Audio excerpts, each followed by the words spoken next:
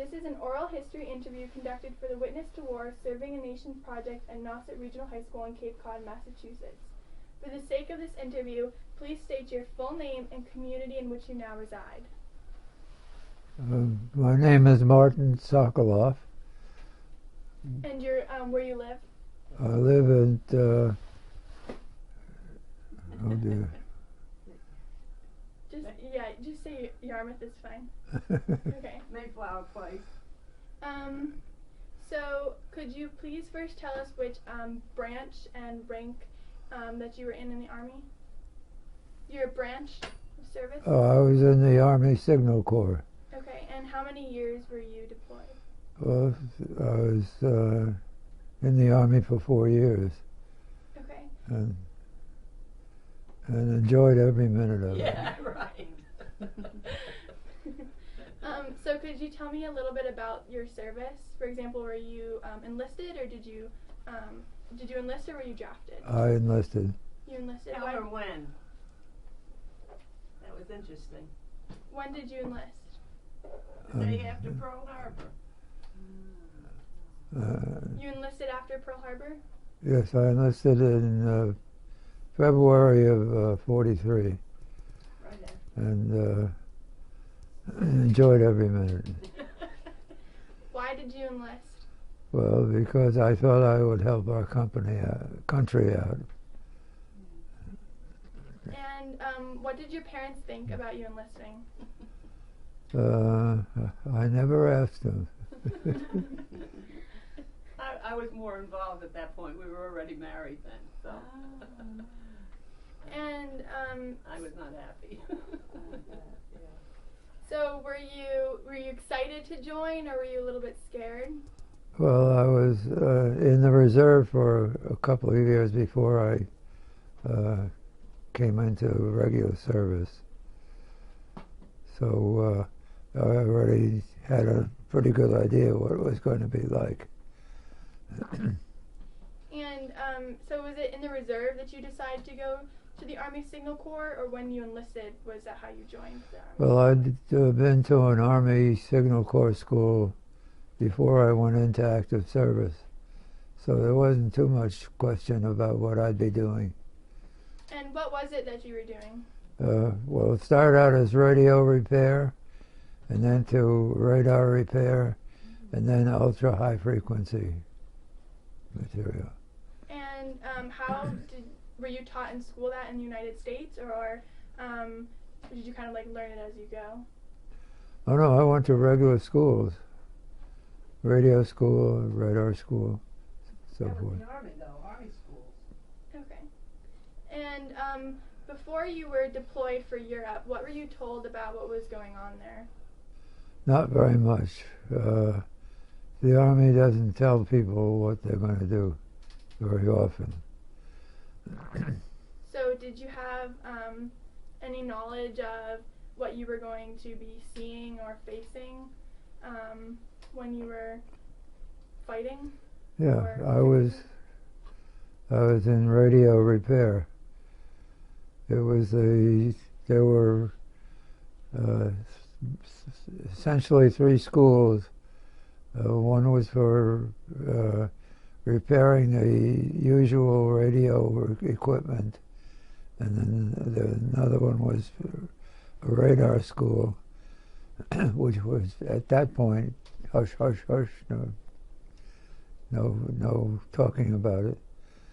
And then the last one waited till we got across the ocean to tell us what we were going to do. And can you tell me what they told you? What did they tell you were doing?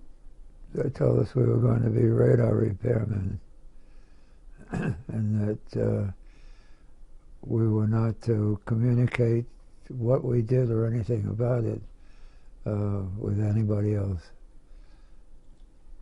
And what radars were you repairing? Were they like for certain people, or just like Well, stations? There were several kinds of radar at that point.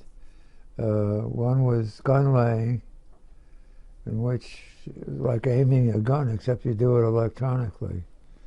And One was a IFF, identification, friend or foe, in which you had to, I try to identify oncoming aircraft.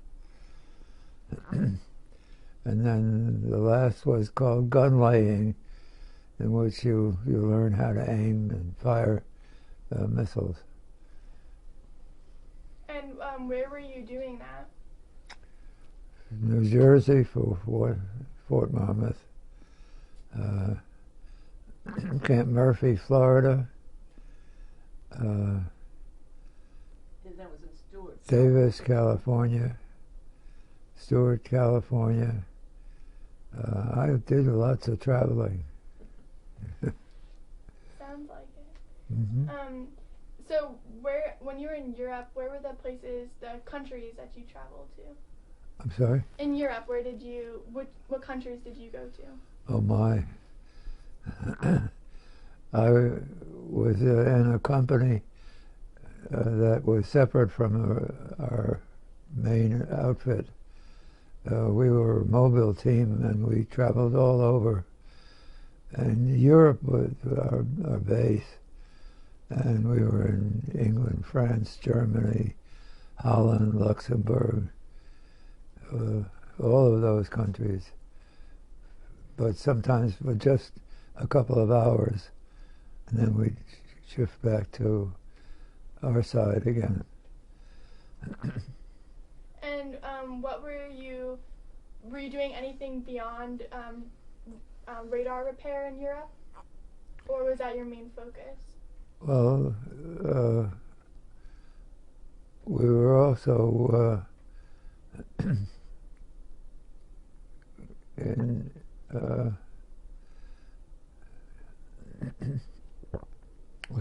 ultra high frequency. That's what turned into commercial radar today. Not commercial radar, commercial TV. Oh.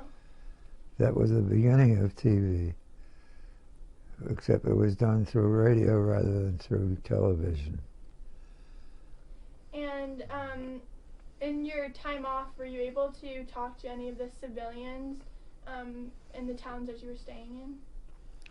Well, for one thing, in Germany, when the war was still on, or it was on in a different form, we were not allowed to talk to local inhabitants.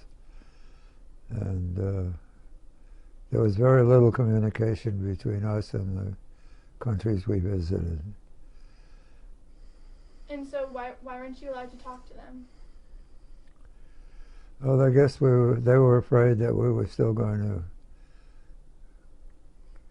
communicate with them too much and spill the beans. Okay. And what were they afraid that you were going to talk about? Just the way that the radars worked, or like what was happening? What? The Army has a policy of not telling people very much. And that was one of the things that we were suffering from, that we didn't have enough communication with the people. So it was hard not to be able to talk to other people about what you were doing? Not about what we were doing, that was strictly forbidden, but to be able to talk to other people from other countries, we would have enjoyed that more. Mark, tell them about Buchenwald. Yeah, would you be interested in our experience with Buchenwald? Yeah. Well, first of all, what is Buchenwald? So Buchenwald is a Concentration camp, wasn't it? I'm sorry? Wasn't it a concentration It camp? was a concentration camp, a fairly new one. Mm-hmm. My team, we were 5 of us, and we had to provide communication for the higher echelon officers through radio and ultra-high frequency communication. And we would provide communication for people like General Bradley on that level.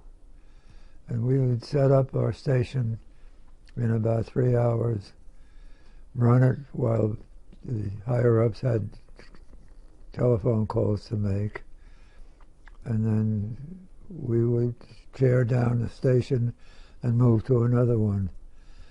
And on this one day, we were set up and we tore down early in the morning, and we traveled for about 2.5 hours or 3 hours from the station where we had been, and we were heading for a new station.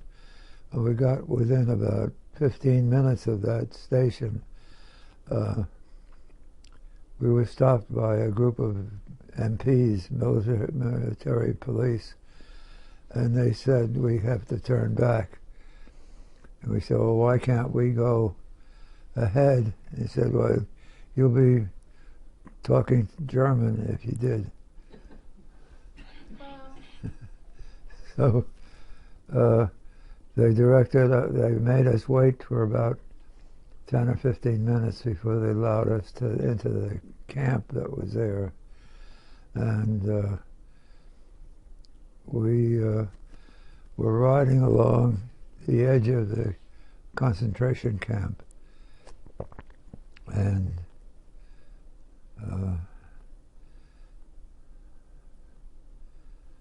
we were guarded by a group of men from different places in the country, and I suspect they were all gathered there together as witnesses. So we were driving along the edge of the fence, and inside the fence were people who looked awful. They looked like they were going to die any minute. They were begging for food, and guards were taking the e-rations that we were fed and tossing packages over this fence. And as they did that, inmates of the concentration camp ran in groups to get the food, and we just were terribly upset by this. I noticed that I was crying, and a lot of the other guys that were crying also. It was just something you couldn't tolerate on an even keel.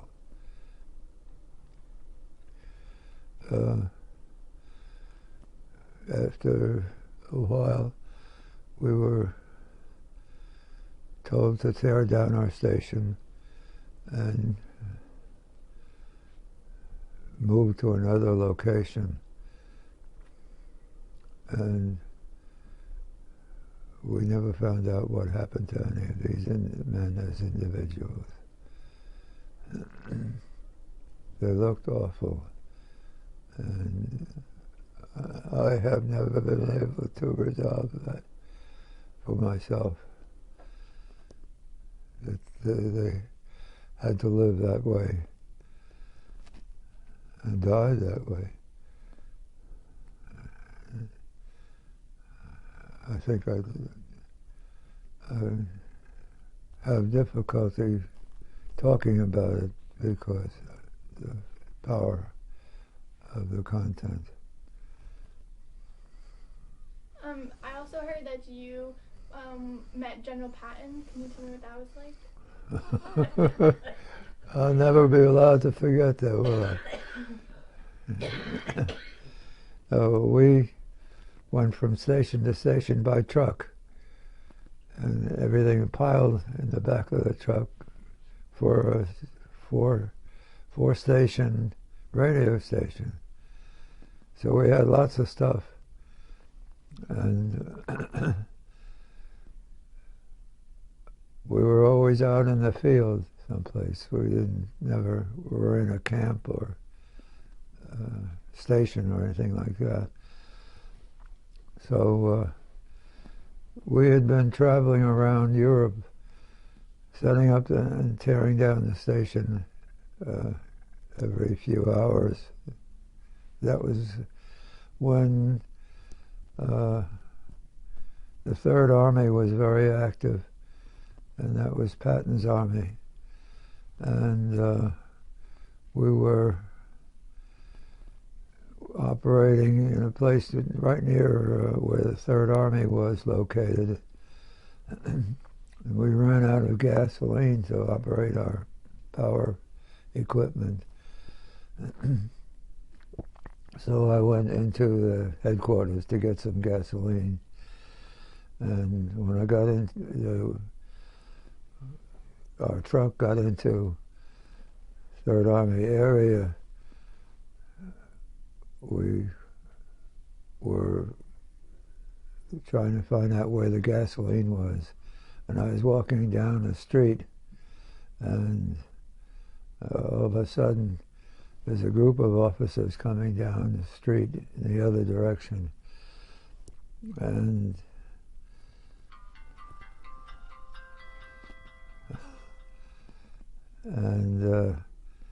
one of them had 2 stars on his shoulder. And guess who that was? Who? Anyway, he looked at me, and at this point we'd been out in the field for about a week. No water to wash in, no necessities of life. And he looked at me, he said, "Are you a GI or what?" I forget the name of the people that were released from prison. Oh. I'm sorry? Like a prisoner of war? Or? Yes. They were just civilians that had been grabbed by the flow of people around them. Anyway, he asked, was I one of those or a GI? And I said, GI, sir. So he said, get to the blank office and sign up and tell them I sent you. Which I did. And when our company commander came around, because we should see him once a month, once for about 2 minutes each, he said, I have instructions to court-martial you for being out of uniform. I was not wearing a steel helmet. So the company commander said, well, he instructed me to court-martial you. How do you think I can do that? So I said, how about restricting me to the company area, which was all of Europe, and reporting that as my court-martial results. So we did, and that was the last I heard of it. But when he was court-martialing me, he was wearing a pair of pants and a hat, and barefoot. That was my company commander, not Patton. Who was your company commander? Oh, at this point, I don't even remember his name. It's okay.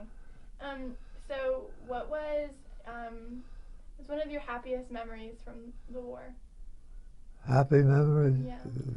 Darn Were few. there any? I'm sorry? Do you have any fond memories from the war? Things that any memories that you look back on fondly or no?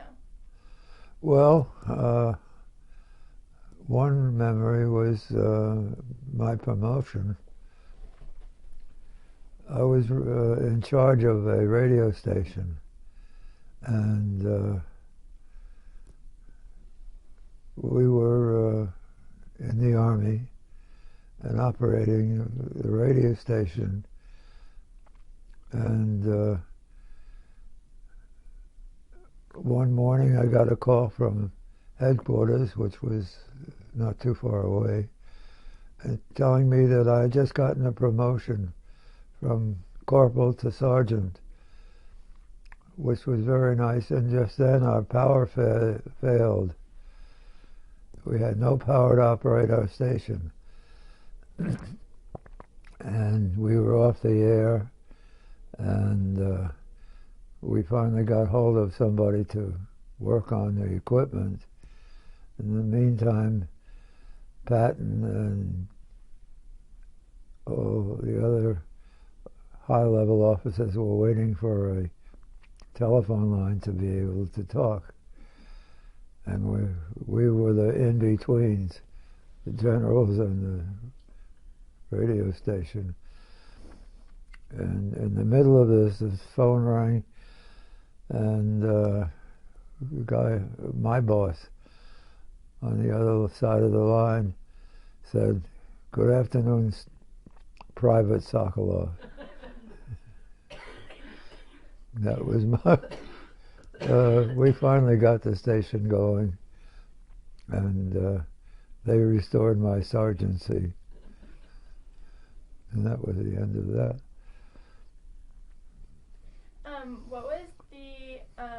What was a really hard part that, when you think of the war, was something that was really difficult for you during the war? I'm not quite sure I understand. What was a difficult moment for you in the war? Difficult moment? Something, yes. I would say that Buchenwald. That was the worst moment of my life.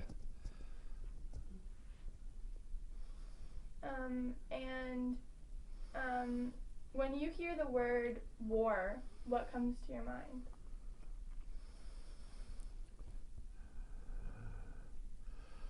I don't know. I don't see big figures very often in terms of my concept of war.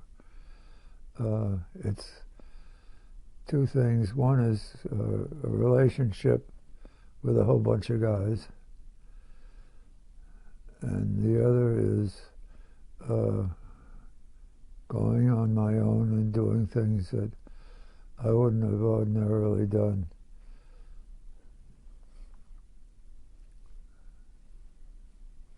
And so looking back, is there anything you wish you had done differently? Yeah, I wish I hadn't been in the Army. Really? No, so seriously, I can't say I enjoyed being there, but I understood why it was necessary for me to be there.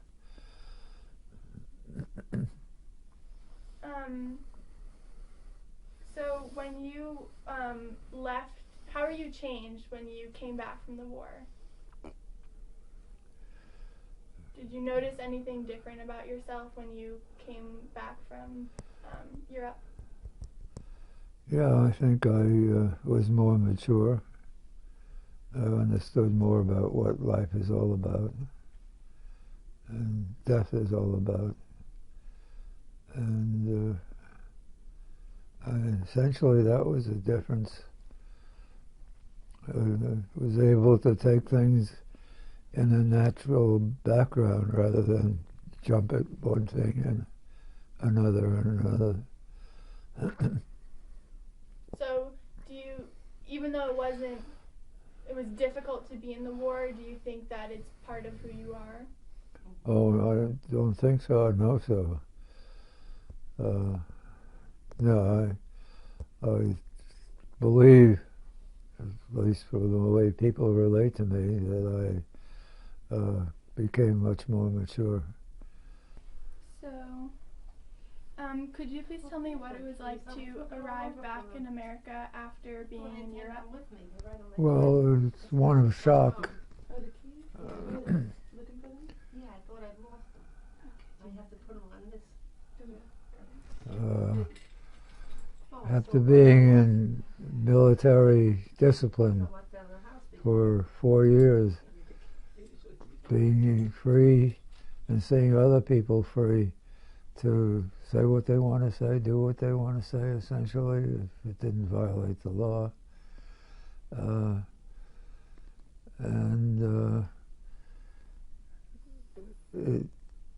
I couldn't understand, how come these people were so free and had nobody to tell them what to do all the time. And that was a major difference, being free. Did it make you feel grateful for being an American, or feel make you feel like you helped other people gain more freedom while you were in Europe, or did you just kind of feel upset that other people didn't have as much freedom? Well, I'm not sure whom you refer to as other people. The people like in Germany, those in the concentration camps, or. Yeah, well, we didn't have very much positive feeling towards not only Germans, but and people in that who were there because they had to be there. I've forgotten what I wanted to say. I'm sorry. So, how do you feel about Hitler? I'm sorry? What do you think about Hitler? You asked me that before. Yeah, the video didn't. Yeah, well, I hated the guy. I can't imagine saying anything stronger. Not with 3 young ladies. Looking back, is there anything that you wish you would have done differently? Yeah.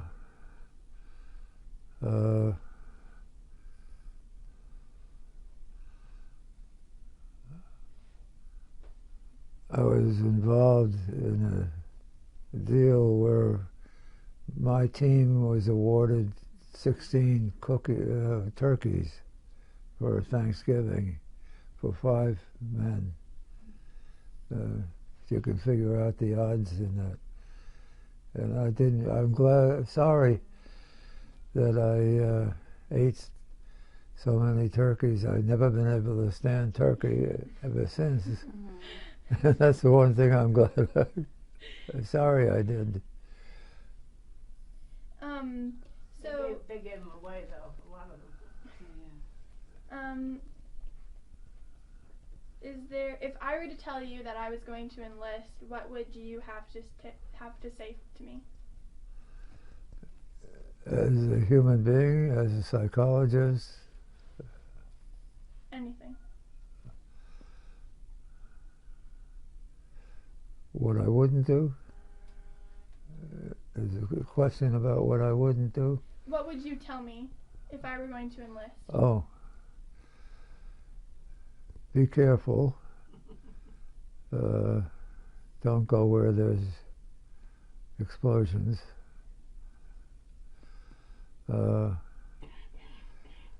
Be respectful of your superiors, but don't grovel. And try to have some fun while you're at it. That was 3 things. Okay, thank you. And is there anything else that you'd like to share with us? Is there anything you'd like to tell us before the interview ends? Yeah. When you have a chance to have fun without hurting anybody else, do it. Okay, thank you.